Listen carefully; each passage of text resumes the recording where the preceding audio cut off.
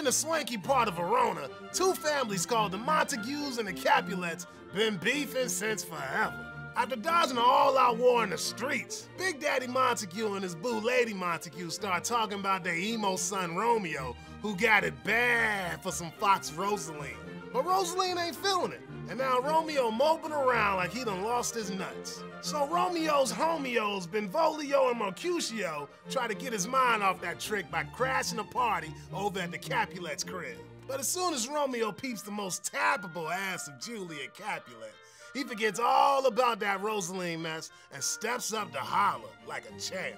Romeo loves himself some fast women, so he drops his A game, gets a little lip action, and snags those digits. Get it, Romeo. Then Romeo creeps up to Juliet's balcony. Turns out, she batshit crazy in love with him too.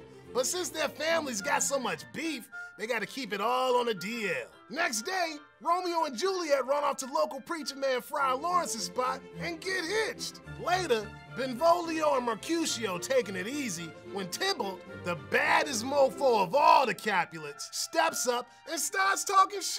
Mercutio boot up and starts scrapping with Tybalt, till Romeo busts in and tries to break it up. But Romeo just gets in the way and Tybalt shanks Mercutio. Damn. Romeo goes from whiny bitch to the hardest thug in the streets and straight murks Tybalt. The Prince of Verona had it with all this gang violence, so he boots Romeo right out of town. When Juliet's mama says she gotta marry some candy-ass scrub named Paris, Juliet gets all torn up and hits up Friar Lawrence for some help. Fry Daddy comes up with a plan to fake Juliet's death by giving her some juice that makes her take a long-ass nap. Then he gonna write Romeo a letter saying all he has to do is play it cool, and once Juliet wakes up, Romeo will have a lifetime supply of poontang. Problem is, the letter never makes it to Romeo. So when he hears Juliet bit the dust, he thinks this shit's for real. Romeo straight flips. So he rolls up to Juliet's crib, peeps her laying stiff, and throws back some poison. When Juliet wakes up and sees his dead body, she gets all crunk, grabs a knife, and kills herself. Teenagers, man, damn.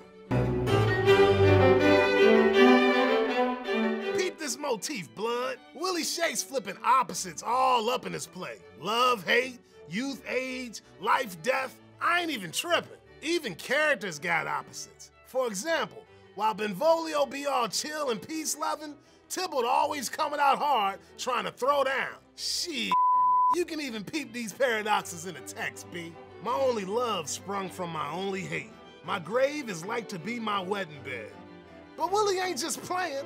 All these clashing opposites making that dramatic action more intense. Listen up, partner. The full title of this play is The Most Excellent and Lamentable Tragedy of Romeo and Juliet. Except, is it really a tragedy? Some homies don't think so. See, in most tragedies, the characters got something in their dome that's so f***ed up that no matter what, they're gonna end up feeling the hurt.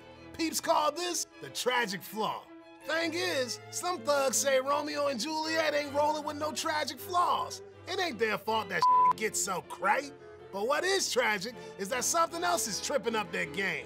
Chance. All throughout this play, fate doing our lovers straight dirty. Just look at all these ridiculous coincidences. That letter don't find Romeo, the friar too late in stopping him, Juliet wakes up right after Romeo bit the big one. I could go on, player. So when the prologue saying that these kids be star-crossed, maybe it's cause the heavens got an in for these fools. But maybe it ain't fate so much as it is kids acting like stupid little shits. Some say Romeo and Juliet's tragic flaw be a love all insane in the membrane, and they willing to do anything to keep it real. Even Friar Lawrence say that shit a sin. These violent delights have violent ends, and in their triumph die like fire and powder, which as they kiss consume. The sweetest honey is loathsome in its own deliciousness, and in the taste confounds the appetite. Therefore love moderately, love doth so. Too swift arrives as tardy as too slow. Could be they ain't sinning at all, but that the world that they live in is just too twisted to deal with a love as pure as theirs. Maybe it ain't our lovers that got the flaws, son. Maybe it's the world. But all scholars agree it would be a damn tragedy if